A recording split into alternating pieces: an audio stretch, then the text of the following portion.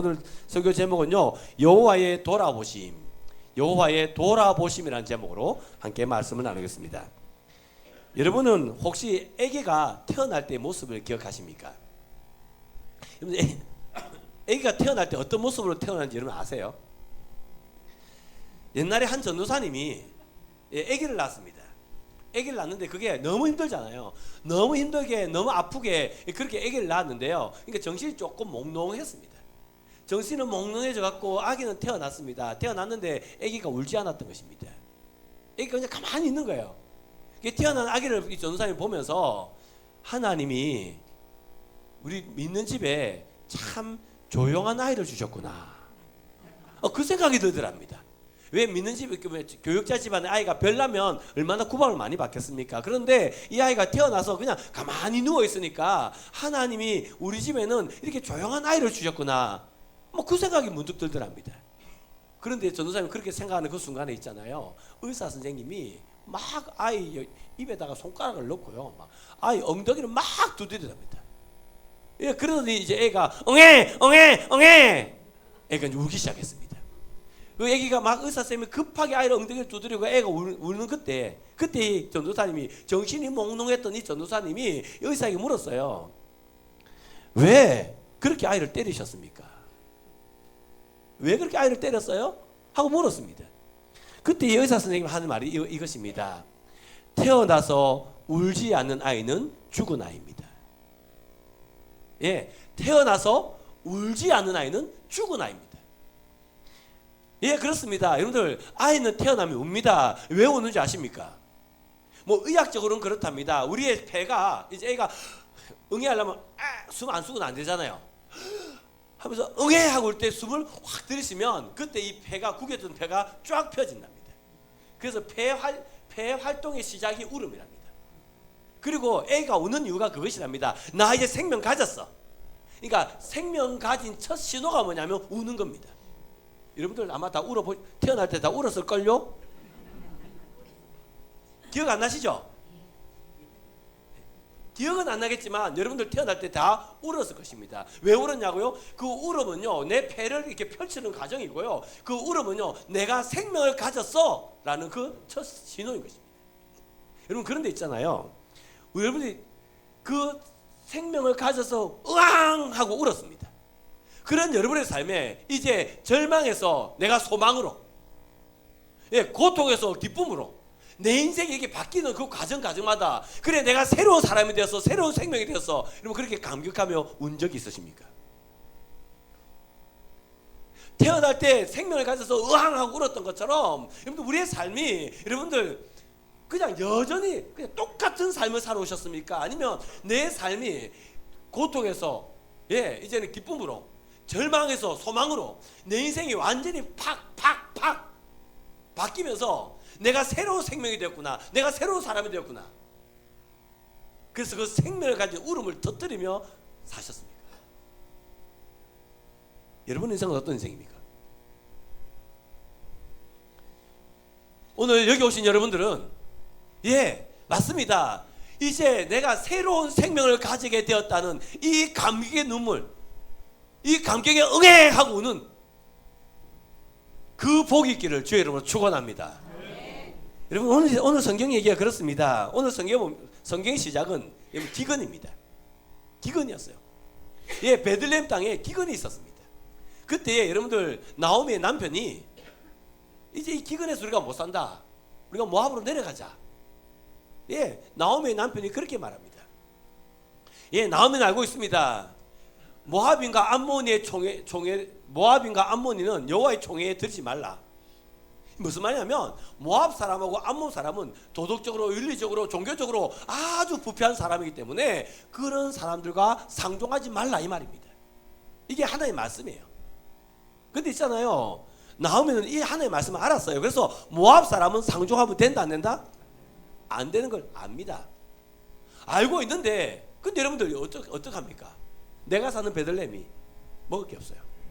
기근이 들었습니다. 내 사랑하는 두 아들 먹일 것이 없습니다. 어떻게 하겠습니까? 그래서 하나님은 그 사람들을 상종하지 말라 그랬지만 어쩔 수 없이 어쩔 수 없이 모압으로 내려가는 겁니다. 먹고 살라고. 그래서 모압에 갔죠. 모압에 갔습니다. 이 두 아들이 장성해집니다. 이 아들이 장성해서요, 이제 결혼을 해야 될 거 아닙니까? 결혼을 해야 되는데, 여러분들 그 모압 땅에 유대인이 있을까요, 없을까요? 모압 땅에 유대인이 아무도 없습니다. 근데 아들 장가는 보내야 됩니다. 그럼 어쩌겠습니까? 예, 이방인과 결혼하지 말라고 하나님 말씀하신 것 나오미 알고 있습니다. 나오미는 그거 알고 있지만 어쩌겠습니까? 유대인이 없는데. 그리고 어떻게 해요? 어쩔 수 없이 내 아들을 모압 여인과 결혼하겠습니다. 여러분들, 이게 나오미 인생입니다. 나오미는요, 압니다. 이렇게 하면 안 되는 거 알고요, 이렇게 해야 되는 거 나오미 다 압니다. 나오미 다 아는데 내 상황이 그렇게 살 수 없었단 말입니다. 그래서 나오미는 어쩔 수 없이 이게 나오미 인생입니다. 내가 좀 더워서 그런데요, 에어컨 좀 틀어주면 안 돼요? 좀 더 낮춰주면 안 돼요? 우리 형식이님 더워서 막 힘들어요 지금. 예, 이게 나오미 인생이었어요. 나오미 인생 어떤 인생이었냐면, 예, 그리하면 안 되는지 알지만 어쩔 수 없는 인생, 어쩔 수 없이 그렇게밖에 할 수 없는 인생, 그게 나오미였어요. 예, 나오미가 그렇게 해서 모압 땅에 10년을 그렇게 삽니다. 그렇게 10년을 살았던 나오미 인생의 결론이 뭔지 아십니까? 그 나오미 인생의 결론이 이것입니다. 그의 남편이 죽습니다. 그리고 두 아들이 죽어요. 10년을 살았더니 내가 과부가 돼 있는 겁니다. 두 며느리가, 그 이방 여인 그 두 며느리가 과부가 돼 있는 겁니다. 근데 그 나오미가요, 자기 인생이 얼마나 힘들었냐면요, 나오미가 이런 말을 해요. 더 이상 나를 나오미라 부르지 말고 말하라 하라. 이는 전능자가 나를 치셨음이니라. 나오미가 이런 말이에요. 참고로 말씀드리면, 여러분들, 나오미라는 말의 뜻이 기쁨입니다. 기쁨. 마라는 고통입니다. 근데 나오미가 그렇게 말하는 거죠. 야, 이제 더 이상 나를 나오미라 부르지 마. 더 이상 기쁨이라 부르지 마. 나는 고통이야. 나를 고통이라 불러줘. 이유는요, 이는 전능자가 나를 치셨습니다. 이렇게 살아야 되는 줄 뻔히 알고 있지만, 이렇게 살 수 없이, 어쩔 수 없이 이렇게 살았던 내 인생을 하나님이 치셨어. 그래서 이제 더 이상 내 인생에는 기쁨이 있을 수 없어. 내 인생에는 고통밖에 없는 거야. 이게 나옴입니다. 여러분, 그러한 나옴의 인생에 소망이 있을까요? 여러분, 이러한 나옴의 인생에 기대가 있을까요? 그런데 오늘 성경 본문을 보면 그 나오미에게 소망이 보입니다. 그 나오미에게 기대가 보입니다. 그게 오늘 보면 룻기서 1장 6절인데요. 우리 1장 6절 말씀 우리 같이 한번 읽겠습니다. 룻기 1장 6절 같이 읽겠습니다. 시작. 그 여인이 모압 지방에서 여호와께서 자기 백성을 돌보시사 그들에게 양식을 주셨다 함을 듣고 이에 두 며느리와 함께 일어나 모압 지방에서 돌아오려 하여. 아멘. 네. 여호와께서 자기 백성을 돌보시사. 여기서 이 돌보다는 이 단어가요, 여러분들 좀 비싼 말로 히브리어로요, 바카드입니다. 이 돌보시사, 이 바카드는 어떤 단어냐면, 그 우리나라 말로 번역하면 방문하다, 찾아오다 이런 뜻이에요. 근데 이게 그냥 방문하는 게 아닙니다. 그냥 찾아오는 게 아니에요. 이 바카드는 어떤 의미냐면, 여러분들, 긍휼의 하나님이 도무지 해결할 수 없는 고통 가운데 있는 그 사람을 도와주기 위하여, 그 문제를 해결하기 위하여 찾아오는, 그게 바카드입니다. 예, 나오미는요, 지금 자기 인생의 문제를 해결할 수 있는 방법이 없어요. 그런데 하나님이 그 나오미가 얼마나 고통해하고 있는가, 그 나오미가 얼마나 힘들어하고 있는가, 더 이상 나를 나오미라 부르지 말라, 나를 말하라고 말하는 그 나오미가 얼마나 힘들어하고 있는가 하나님이 아시는 겁니다. 하나님이 아셔서 그 문제를 해결하기 위하여 하나님이 찾아오시는 거예요. 이게 뭐라고요? 이게 비싼 말로 뭐라고요? 처음부터 다시 하겠습니다. 사랑하는 성도분, 오늘 설교 제목은 여호와의 돌아보심입니다. 여러분 그게 박하드입니다. 박하드. 돌아보심입니다. 여러분 자기 백성을 돌아보시는 하나님이 계시기 때문에 나오미는 소망을 가질 수 있었다 이 말입니다.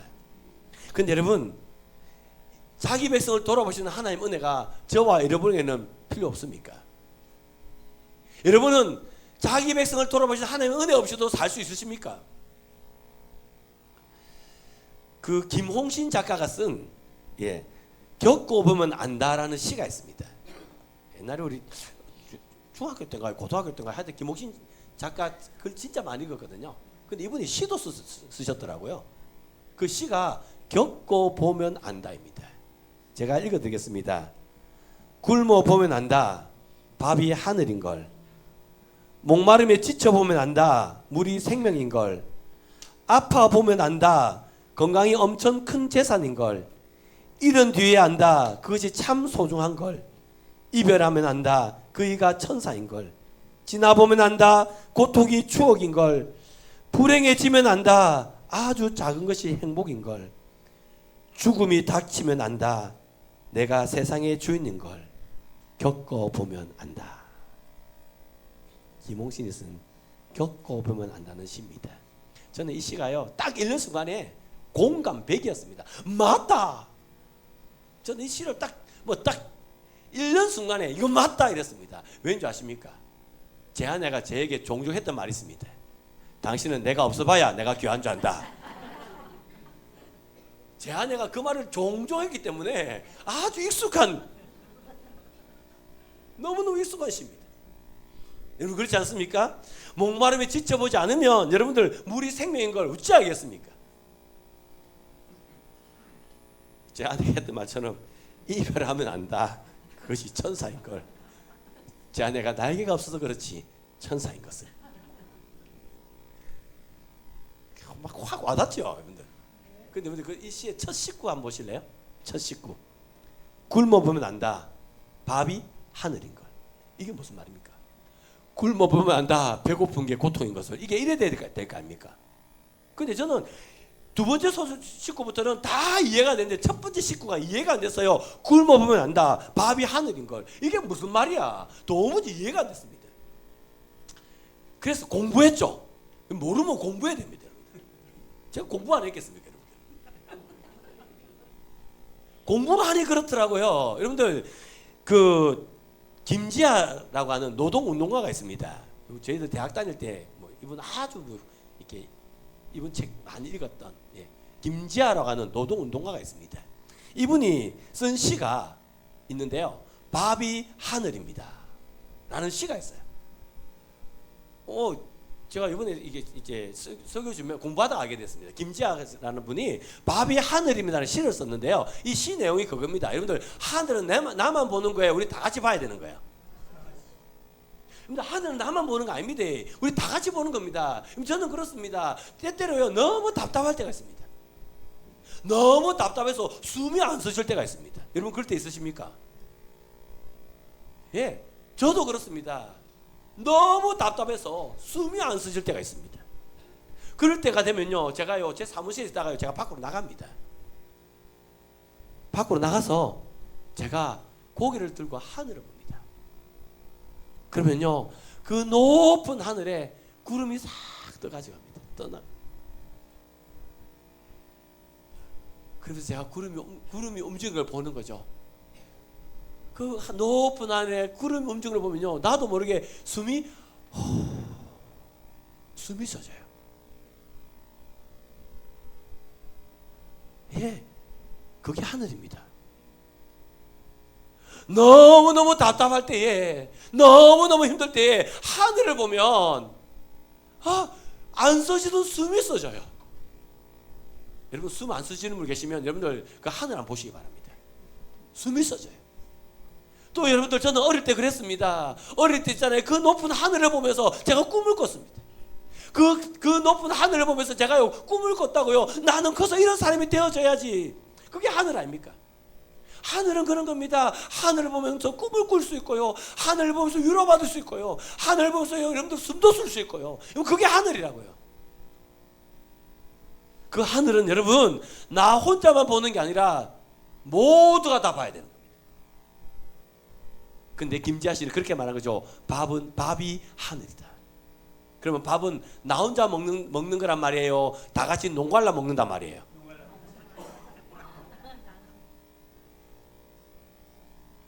하늘이 너무너무 귀해서 하늘은 나누어서 우리 다 같이 봐야 되는 것처럼 밥은 너무너무 귀해서 그래서 나누어 먹어야 되는 거란 말입니다. 이게 김지아가 말하는 굶어보면 안다. 밥이 하늘인 걸. 이 말이 그 말입니다. 굶어본 사람은 아는 거예요. 배고픈 게 얼마나 힘든 것인지.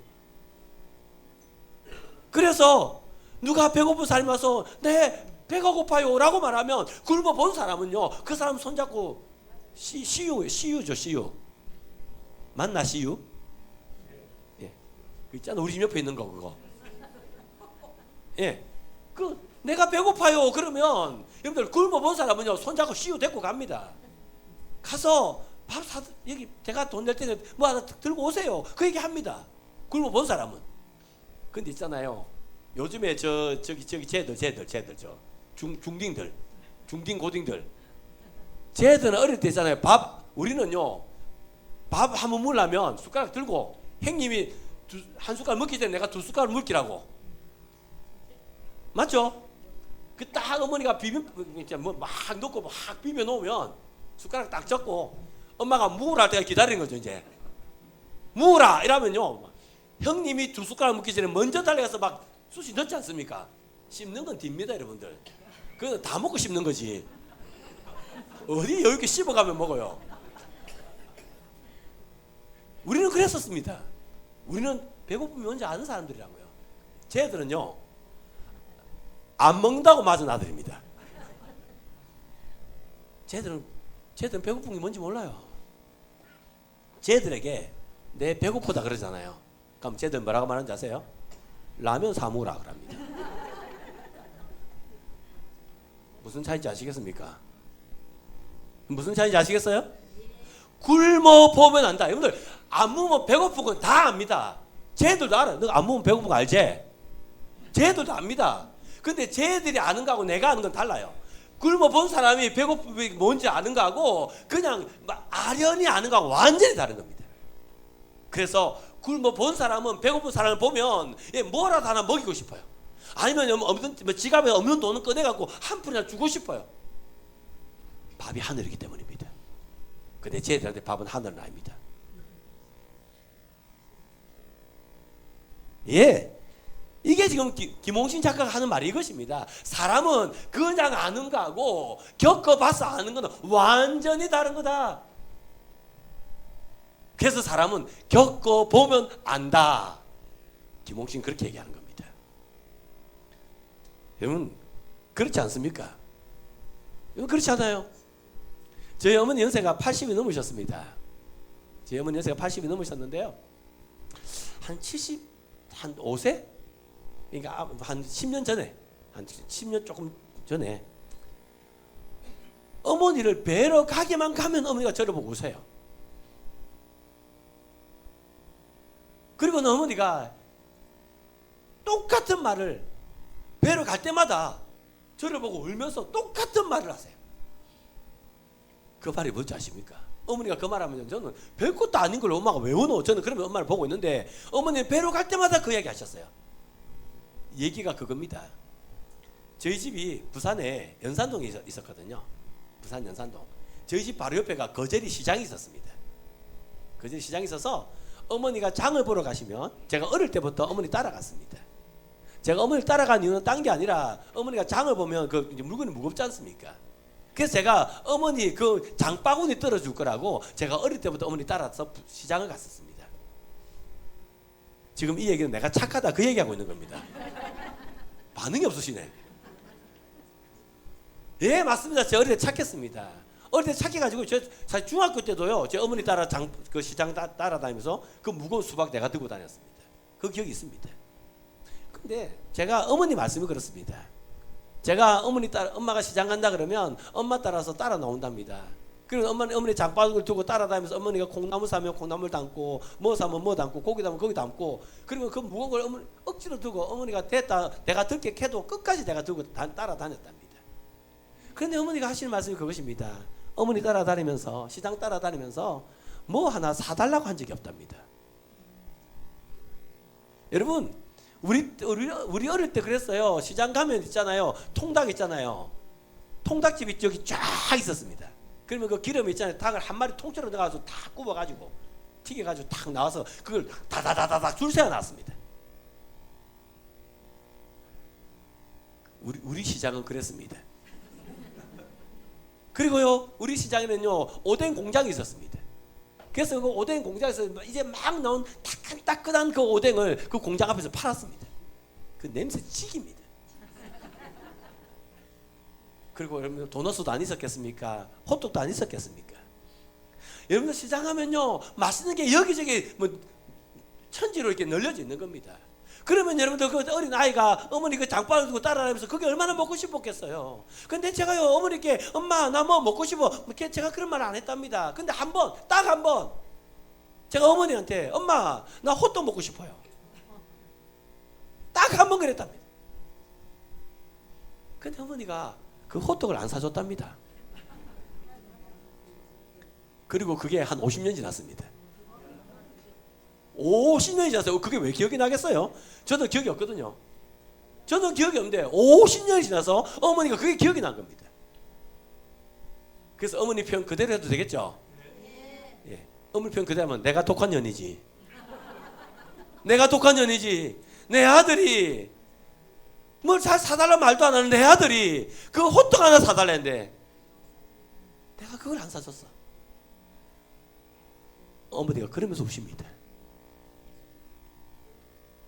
어머니는 울고요. 나는 엄마 됐다. 난 기억도 없다. 나는 그리 대답하고요. 여러분, 만약에 우리 어머니가 이제 이렇게 후회하셨던 우리 어머니가 50년 전으로 다시 돌아갔습니다. 제가 장바구니 두고 엄마 따라갑니다. 그래서 엄마한테 말합니다. 엄마, 호떡 먹고 싶다. 그럼 우리 엄마 사줬을까요? 안 사줬을까요? 안 사주면 안 사주 경험했는데 이제. 그때 호떡보다 더한 것도 사줬을 겁니다. 겪어보지 않았기 때문에. 근데 여러분들 이게 저의 인생인 거 아세요? 저는요 1993년 7월 5일 날 결혼을 했습니다. 처음으로 결혼해봤습니다. 1993년 7월 5일 날 처음으로 결혼해봤는데요. 결혼하고 나니까 제 아버지가요 저하고 제 아내 둘을 딱 앞에 앉히시더라고요. 앉히시고는 그렇게 말씀하셨어요. 니네들은 교육자 집안이다. 교육자 집안이니까 호칭 똑바로 해라. 그래서 이제 너네들은 서로를 여보라 불러라. 저희 둘이가 같은 대학 다녔거든요. 그래서 제 아내는 저보고 그렇게 불렀습니다. 오빠 이래 불렀습니다. 저는 오빠였습니다. 그리고 저는 제 아내가 그렇게 불렀죠. 소영아. 저는 우리 둘은 그렇게 불렀습니다. 근데 이게 웬일입니까? 7월 5일 날 결혼하고 난 다음에 아버지가 딱 둘이 앉혀놓고 하시는 말씀이 니네들은 교육자 집안이니까 호칭 정리해라. 그래서 앞으로 니네들은 오빠라 부르지 말고 소영아라고 부르지 말고 니네들은 여보라 불러라 그랬습니다. 여러분들 제가 한 번도 가보지 않은 남편이 된 겁니다. 그리고 둘이 살다 보니 아들도 낳고 딸도 낳았습니다. 걔들이 저보고 아빠라 부르더라고요. 저 아빠 되어본 적이 한 번도 없었습니다.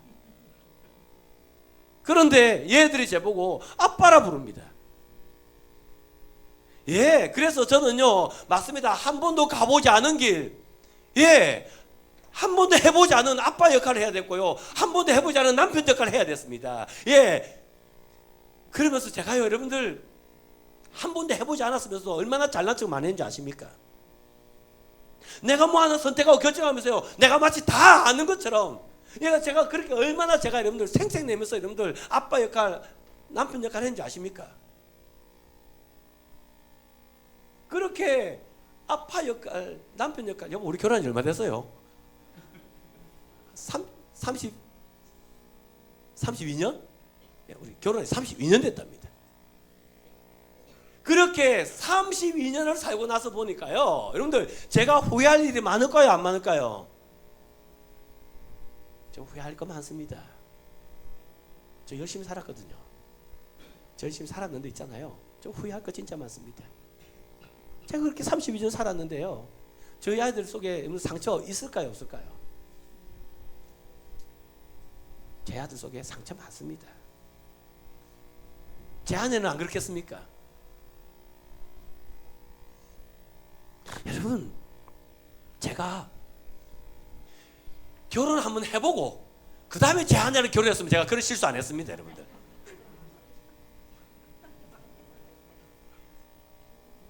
제가 결혼 한번 해보고 여러분들, 그리고 제가 여러분들 제 아내를 두 번째 마누라를 맞이했으면 내가 얼마나 잘했겠습니까, 여러분들. 그런데 제가 겪어보지 않은 남편 역할을 하다 보니까 제가 그렇게 실수한 겁니다. 이거 저만 그렇습니까?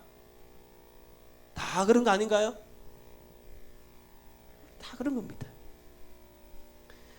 그런데 겪어보지 않았으면서도 우리가 얼마나 잘난 척 많이 했는지, 얼마나 확신을 가졌는지, 예, 그런 우리 인생에는 후회가 남아있습니다. 상처가 남아있고 아픔이 남아있는 겁니다. 근데 여러분, 이렇게 후회가 남아있고 상처가 남아있는 우리 인생에 여러분들 소망은 없을까요? 아니요, 이런 인생 살아온 우리 인생이 새로워질 수 있는 기회는 없을까요?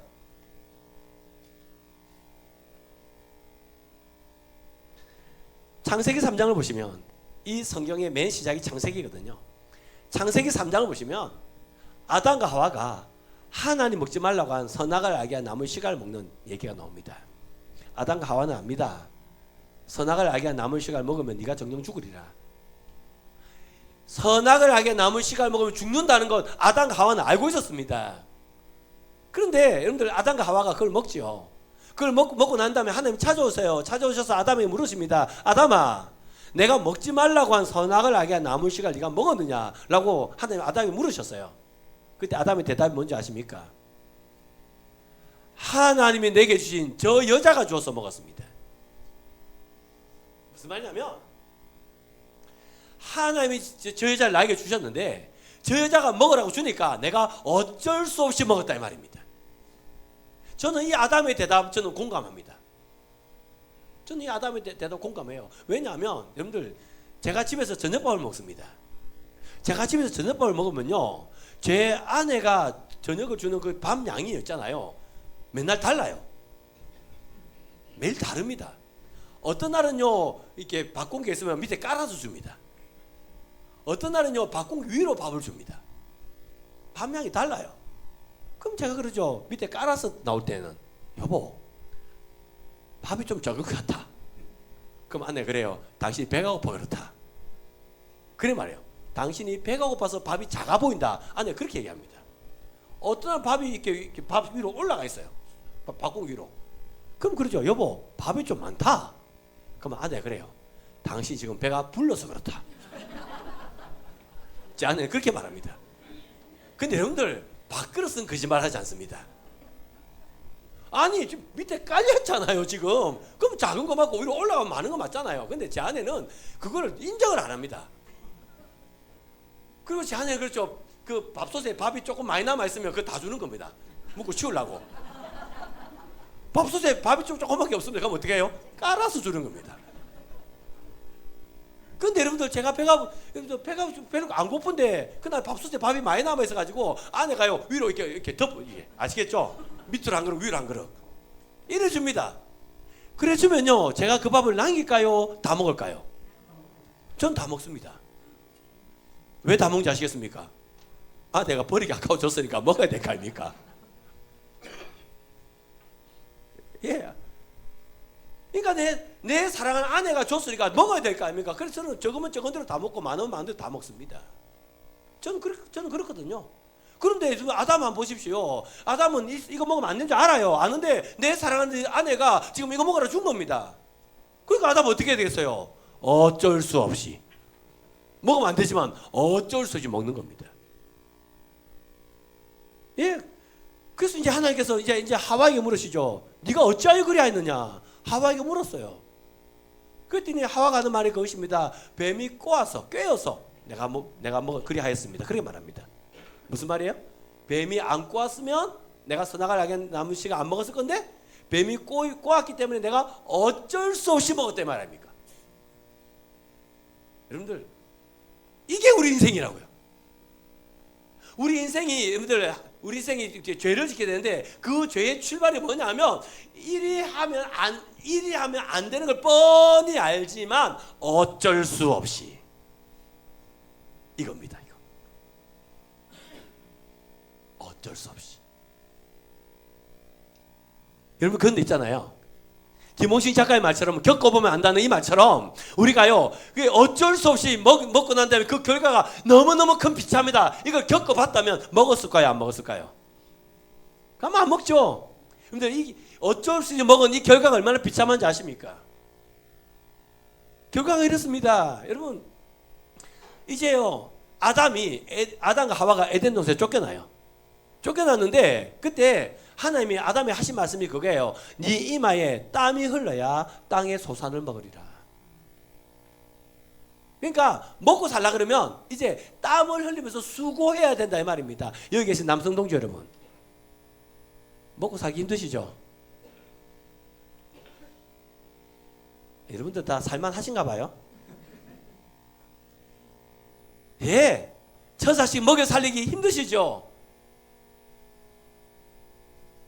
왜 그렇게 힘들게 먹고 살기 위해서 힘들게 살아야 하냐면, 예, 맞습니다. 아담이 선악의 나무 씨가 죄를 지었기 때문입니다. 어쩔 수 없이 죄를 지은 그 죄의 결과가 뭐냐면 이마에 땀이 흘러야 수고해야 먹고 살게 됐다 이 말입니다. 그리고 여러분들 여자에게도 고통이 임합니다. 그게 뭐냐면 이제는 출산의 해산의 고통입니다. 저는 제 아들이 장가를 갔습니다. 1년이 넘었습니다. 이놈들이 알을 안 낳습니다. 그때는 제가 한번 생각을 해봅니다. 만약에 우리 며느리가 아이를 낳습니다.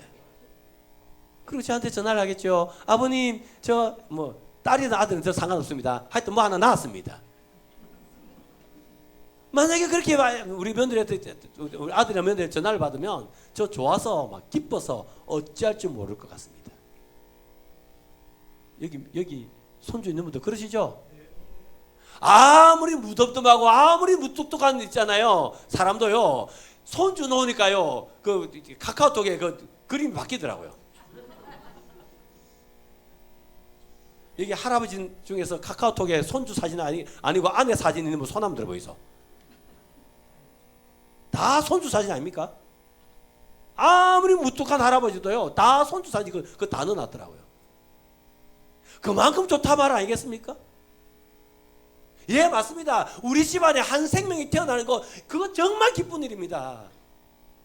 그런데 있잖아요, 그 기쁨을 위하여 아이를 하나 낳는 엄마는 어떨까요? 아이 낳으러 들어갈 때 엄마들이요 활짝 웃고 들어갈까요? 근심하고 걱정하고 들어갈까요? 해산의 고통이 있기 때문에 웃으면서 들어갈 수 없는 겁니다.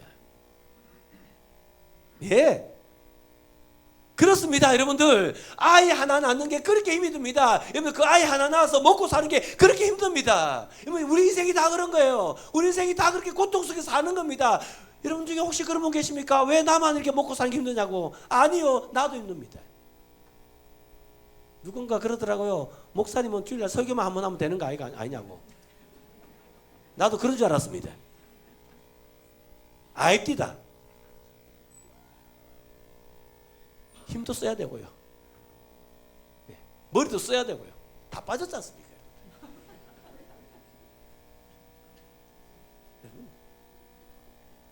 아입디다. 먹고 사는 거요 정말 힘듭니다. 근데 여러분 그거 아세요? 그렇게 힘들게 먹고 살기 위하여 그렇게 힘들게 살았습니다. 그렇게 고통하면서 나왔습니다. 그렇게 살았어요. 이렇게 수고하고 애쓴 삶의 결론이 뭐냐는 것입니다. 끝이 뭐예요? 내가 이렇게 수고했으니까 이 수고의 끝이 행복입니까? 여러분 인생의 결론이 행복이에요? 아닙니다. 여러분 인생의 끝은요 죽음입니다. 죽음이에요.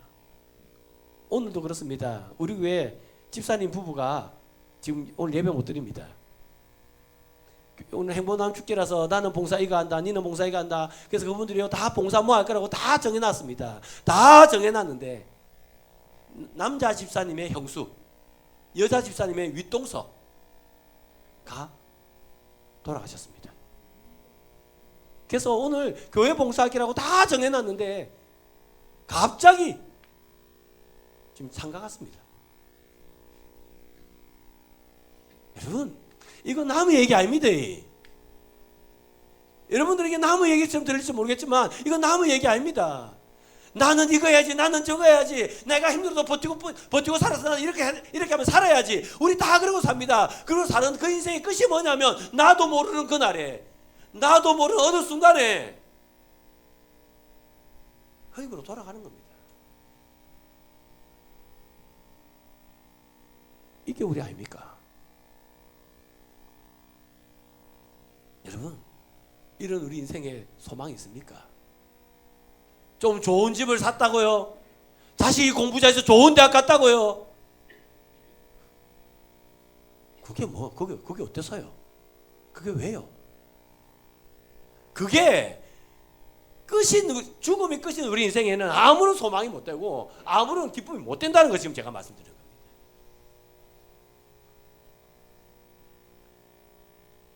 이런 우리 인생에 여러분들 소망이 있습니다. 그 소망이 뭐겠습니까? 우리 오늘 성경 한번 읽어보실까요? 요한복음 5장 24절 말씀 같이 한번 보시겠습니다. 요한복음 5장 24절 말씀 같이 읽겠습니다. 시작.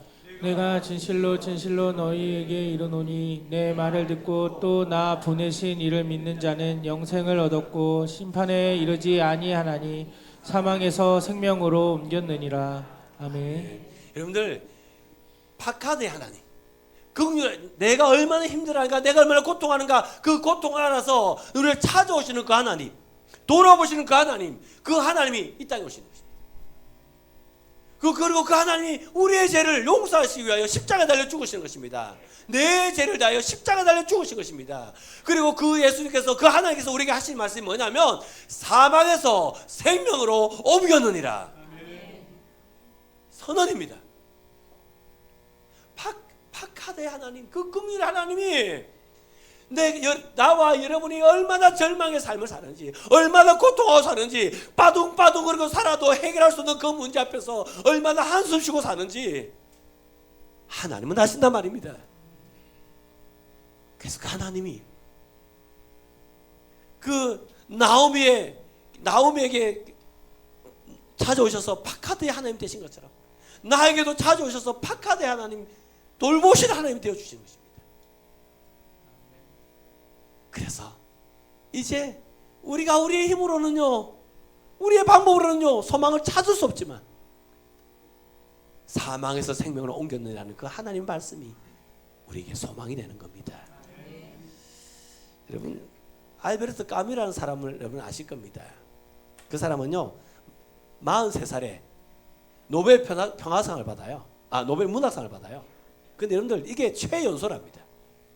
그러니까 까미가 최연소로 44살에 노벨 문학상을 받습니다. 그 문학상을 받았을 때요, 그 상금을 받아요. 그 상금을요, 까미는 프랑스의 투르마랭이라고 하는 그 마을에 작은 집을 삽니다. 노벨 문학상 받아서 프랑스의 투르마랭이라는 곳에 작은 집을 사요. 까미가 그 집을 산 이유는 그것입니다. 내가 이제 명예도 있고 부도 있고 이제 내 노후는 내가 이 아름다운 도시에서 내가 평안하게 살 거다. 까미가 그래서 그 집을 한 채 샀어요. 근데 여러분들, 까미가 그 노벨 문학상 받고 나서 있잖아요, 3년 후에 교통사고로 목이 부러져 죽습니다. 근데 있잖아요, 그 까미가 교통사고로 목이 부러져 죽었을 때 많은 사람들이 굉장히 애석했습니다. 왜 애석했는지 아십니까? 까미가 그의 글에 이런 말을 합니다. 자동차 사고로 죽는 것보다 더 의미 없는 죽음은 상상할 수 없다. 교통사고로 죽는 것은 가장 비참한 거다. 가장 의미 없는 죽음이다. 까미가 그렇게 말했거든요. 근데 자기가 어떻게 죽었습니까? 자기가 교통사고로 죽은 거예요. 가장 의미 없는 죽음을 까미가 맞이한 겁니다. 까미는요, 예, 맞습니다. 그의 글이 많은 사람들에게 읽혀집니다. 예, 그래서 노벨 문학상을 줍니다. 돈을 줍니다. 집을 샀습니다. 예, 까미는요, 자기 인생이 뭔가 이뤄 놓았는 줄 알았을 것입니다. 나는 뭔가 이룬 사람이야. 까미는 그랬을 것입니다. 근데 있잖아요, 그가 가장 불쌍하게 죽는 그 죽음이 자기의 죽음인 줄은 몰랐을 겁니다.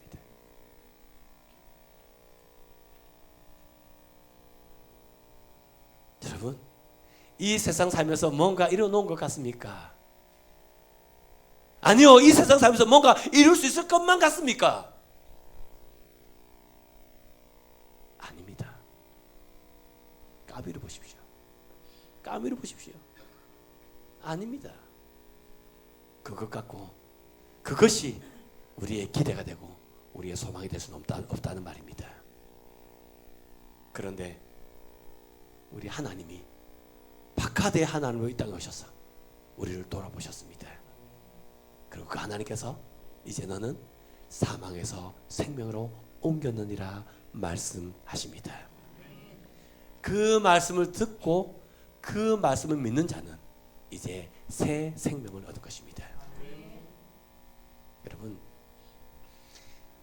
교회는 그렇습니다. 그래서 이 새 생명을 얻어서 눈물이 있는 곳이 교회입니다. 저는요, 그래서 많이 울었습니다. 제가 참 눈물이 없는 놈이거든요. 참 눈물이 없는 놈인데 어떨 때는 장례식 가갖고요, 제가 제 허벅지를 찌르고 싶습니다. 요 타이밍에 눈물이 나와야 되는데 이 눈물이 안 나가지고 진짜 허벅지를 찌르고 싶을 때가 있었습니다. 그만큼 네 눈물이 안 나는 사람입니다. 근데 있잖아요, 하나님이 나를 사망에서 생명으로 옮겨주셨구나. 이 은혜가 내 마음에 와닿았을 때 있잖아요, 저 엉엉하고 울었습니다. 우리 자유교회에 그런 분들 많이 계십니다. 근데 있잖아요, 제가 한번 여쭤볼게요. 여러분들 지금도 그렇게 엉엉 우십니까? 지금도 하나님이 나를 사망에서 생명으로 옮겨주셨다. 내 인생의 그 절망의 고통 가운데서 하나님이 소망의 삶으로 나를 옮겨주셨다. 지금 내가 해결할 수 없는 네 문제, 전전긍긍하고 살고 있는데 이 전전긍긍한 이 문제를 하나님이 해결해 주셨다. 그래서 내가 새로운 삶을 살게 되었다. 여러분, 그래서 여러분들 눈에서 뜨거운 눈물이 흐르는, 여러분 그런 신앙생활 하고 계십니까? 오늘날 자유교회의 가장 큰 문제는 이것입니다. 내가 새로운 삶을 살게 되었다는 이 뜨거운 눈물이 말라버렸단 말입니다. 오늘 행문나무 축제에 좋아요. 오늘 이 자리에 참석한 사랑하는 성도 여러분, 그 눈물이 회복될 수 있기를 바랍니다. 그래서 내가 새 생명을 얻은 이 기쁨, 이 감사, 이 감격으로 눈물을 흘리며 하나님의 말씀을 듣고 눈물을 흘리며 헌신하고 충성하는 그런 종 될 수 있기를 바랍니다. 오늘 이 자리에 처음 오신 분들이 계십니다. 많이 계십니다. 여러분들, 저와 여러분의 소망은 사망에서 생명을 옮겼느냐는 하나님의 말씀 외에는 없습니다. 말씀 외에는 없어요. 그래서 파카드의 하나님이 여러분에게 이 은혜의 말씀을 여러분 마음속에 깊이 심어주시기를 원합니다. 그래야 해서 여러분의 삶이 절망에서 소망을 옮겨져서 우리가 흘려보았던 그 뜨거운 눈물을 여러분도 흘릴 수 있는 복된 영혼이 되기를 바랍니다. 그래야 해서 새 생명을 가진 그 기쁨이 있는 저와 여러분의 삶이 될 수 있기를 주의 이름으로 축원합니다.